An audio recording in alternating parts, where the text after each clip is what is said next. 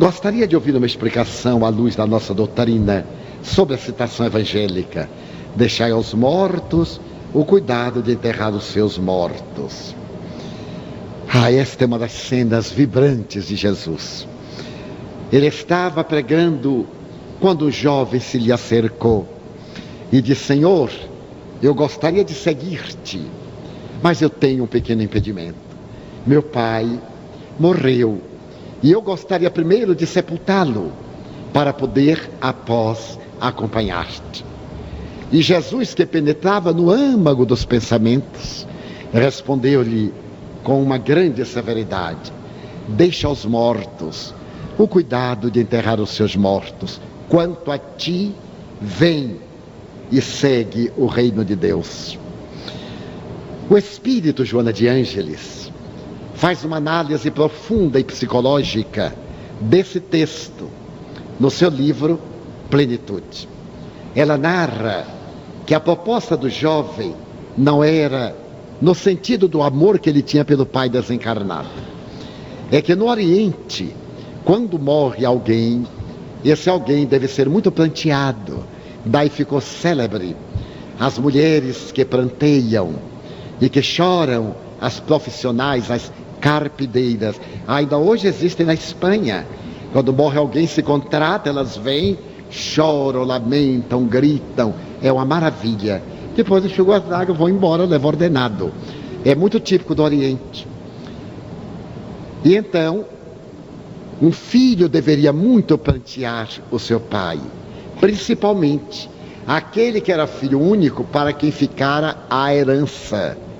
Porque se ele não pranteasse o pai de uma forma convincente, a herança seria desviada para o Estado. E o interesse dele era conquistar a terra e o céu. Primeiro ele ia pegar a herança para se garantir, e depois ele vinha seguir a Jesus para garantir o futuro. E Jesus, que ele conhecia o mundo íntimo, fala-lhe que nós deveríamos deixar aos mortos, mortos para a verdade, mortos para este sentido de vida, aqueles que gostam de atulhar-se de coisas, de asfixiar-se nos mausoléus dourados, aqueles que acumulam coisas sem nenhum valor e se asfixiam dentro desses verdadeiros túneis, brilhantes por fora, mas sem nenhum sentido por dentro. A verdadeira vida é espiritual, e nisso eu tenho uma grande experiência. Quando mais jovem, eu tinha um grande interesse em colecionar figuras japonesas, o que era um atavismo, e muitas vezes eu deixava de merendar com o pequeno salário que ganhava para comprar figuras.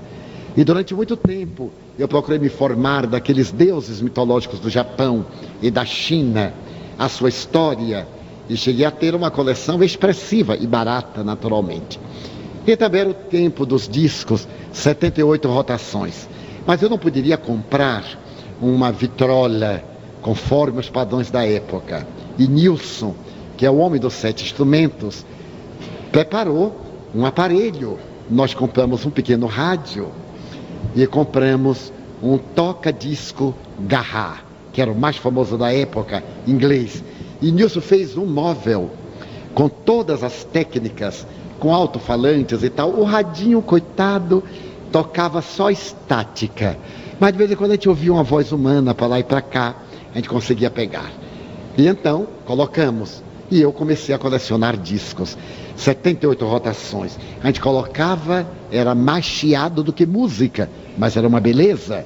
Eu tinha cuidado, eu pegava com o dedo no orifício e na borda, para não deixar a gordura da mão, e limpava e tal, e tinha colecionado, e procurava saber a história das óperas. Eu dispunha um pouco mais de tempo, entendia os libretos, me assenhoreava e naturalmente me empolgava nas horas de meditação. Certo dia, eu tive um desafio humano, um problema moral. Esses problemas que nos acontecem, principalmente na juventude, os sonhos, as aspirações, os desencantos. E morava no bairro do Palmeira, lá na Avenida Tiradentes. Naquele tempo era o bairro das Irmãs Muriçocas, porque a gente não podia conversar com as visitas. Usava o abano não por calor, mas para as muriçocas. Ainda é mais ou menos. Basta dizer que no fundo da minha casa tinha uma rua de invasão chamada Rua Chile. Era um pântano imenso e as casas construídas sobre a lama. Mas nessa noite, do grande desafio, eu cheguei em casa muito deprimido, muito angustiado, porque ainda verde tive um desencanto. E esse desencanto me macerou muito. E então eu cheguei e fui para o meu refúgio. Cheguei ao refúgio, fechei a porta, era uma saleta, ali estavam as figuras, ali estava a música. E então eu olhei para os deuses, eram todos mudos, não tinham nada para me dizer. Olhei a deusa da felicidade, que é uma deusa chinesa, muito bonita. Então eu perguntei a ela, como é que eu poderia conseguir a felicidade? Ela estava silenciosa. Então eu resolvi colocar uma música de Wagner, A Cavalgada das Valquírias, que era para mim uma música muito mística. E quando eu coloquei, aí aquele estado de exaltação de Wagner me perturbou, eu tirei. Então eu coloquei o Largo de Handel. E quando a música suave de Handel foi entrando na minha alma, aí eu comecei a chorar. Sabe de outra? Eu busquei o concurso da oração em silêncio. E naquele dia eu aprendi que as coisas terrenas são muito bonitas, mas são coisas mortas, que devem ser colecionadas pelos que não estão em vida atuante para a verdade. Mas aquele que já encontrou a verdade, ele pode usar, dispor, mas não se atar. Daí deixar a esses que estão interessados com as coisas vulgares do mundo a preocupação de se perturbar com a própria criatura do mundo. O que falta para a doutrina espírita promover uma campanha contra as drogas? Mas o espiritismo promove. A maior campanha contra as drogas é a educação. E não é gritar contra as drogas, mas educar, para que nós demos estrutura que fortaleça os nossos filhos, para que evitem a droga. E pela ética moral que nós preconizamos, naturalmente aqueles que são condicionados, se dispõem, eles naturalmente se libertarão. Para não virmos criar clínicas na casa espírita, cuja função é libertar almas. Essa tarefa é da sociedade e naturalmente das terapias especializadas que nós apoiamos, mas sem nos envolvermos especificamente nem nisso, nem na droga, nem naquilo ou naquilo outro. Dir-se-á. E por que a campanha da paz? Porque ela está embutida na própria proposta de Jesus, quando diz que nos dá a paz. Diariamente estamos em nossas realizações infanto-juvenis, despertando os jovens para que eles não se deixem envair pelas drogas. Ainda na última segunda-feira, estando na cidade de Franca, em São Paulo, eu vi um outdoor que me chamou muito a atenção. Estava escrito, drogas. Se vocês fossem coisa boa, não teriam esse nome. Achei uma proposta maravilhosa, porque droga normalmente é uma coisa de má qualidade. Isto é uma droga. Mas também pode ser um produto farmacêutico, produto químico. Mas ali o sentido era exatamente daquele instrumento químico que nos leva ao condicionamento. Daí, a nossa maior terapia deve ser preventiva.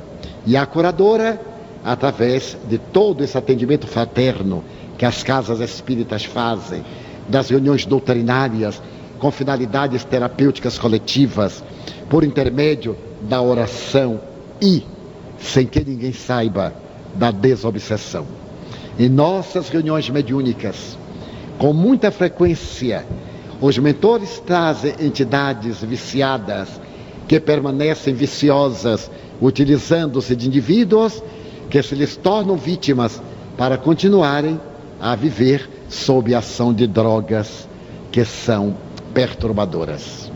Assim então, o Espiritismo, na sua extraordinária proposta psicoterapêutica, é a doutrina da libertação, porque prepara o homem para ser um indivíduo integral, espírito livre, o eu superior, perispírito assinalado por belas conquistas para modelar um corpo saudável, conforme diziam os velhos latinos, mens sana in corpore sano. Espírito são, num corpo saudável, que aqui nós diríamos, o espírito são produz um corpo saudável, o que não quer dizer destituído de doenças, mas rico de bem-estar, rico de paz e rico de plenitude. Não havendo perdão sendo concedido quando encarnado, e levamos a mágoa para o além-túmulo, o problema pode ser solucionado na erraticidade ou somente na reencarnação futura.